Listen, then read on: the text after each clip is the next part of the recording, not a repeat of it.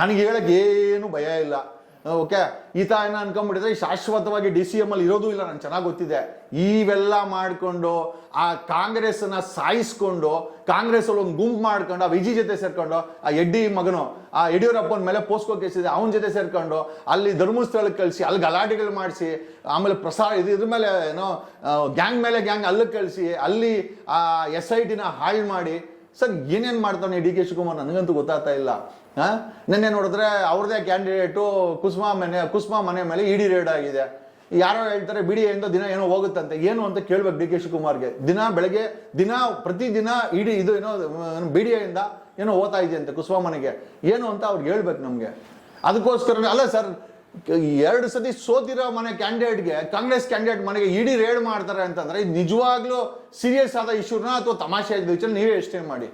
ಆಮೇಲೆ ಈ ಕುಸ್ಮಾ ಸೋದರನ ಕಾಂಟ್ಯಾಕ್ಟು ಅವನು ಯಾರವನು ಪಮ್ಮಿನೇ ಯಾರವನು ಪಪ್ಪಿ ಏನ್ ಹೆಸರು ಇದು, ದೊಡ್ಡಣ್ಣ ಎಂಥ ಹಳಿನ ಹುಡ್ಕೊಂಬಂದಯ್ಯ.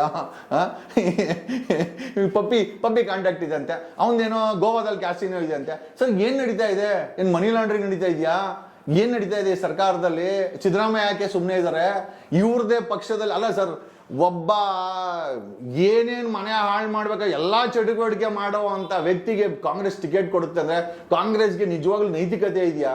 ಇಂಥ ವ್ಯಕ್ತಿಗಳಿಗೆ ಟಿಕೆಟ್ ಕೊಟ್ಟು ಮನೆಯಲ್ಲಿ 10 kg ಬಂಗಾರ, ಏನೋ 12 ಕೋಟಿ ಕ್ಯಾಶು ಎಲ್ಲಿಂದನೋ ಎತ್ತಾಕೊಂಬಂದ ಅವನನ್ನ.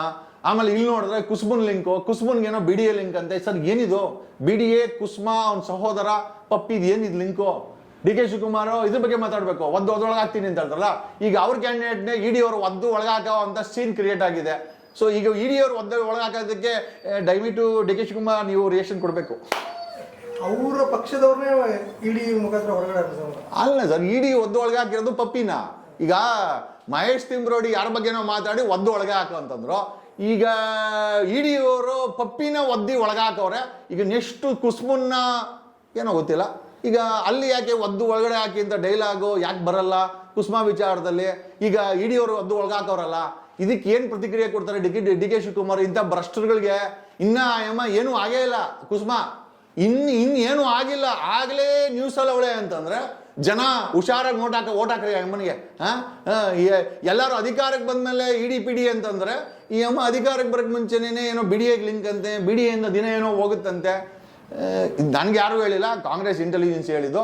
ರಾಹುಲ್ ಗಾಂಧಿಗೂ ಕಾಪಿ ಕೊಟ್ಟವ್ರಂತೆ, ಅವ್ರು ನನಗೊಂದು ಕಾಪಿ ಹೇಳಿದ್ರು. ಸೊ ನಾನು ಒಂದು ಮಾಧ್ಯಮಕ್ಕೊಂದು ಕಾಪಿ ಕೊಡ್ತಾ ಇದ್ದೆ. ಏನು ಹೋಗ್ತಾ ಇದೆ ಕುಸ್ಮಾ ಏನೋ ಧೈರ್ಯ ಇದ್ರೆ ಹೇಳಿ.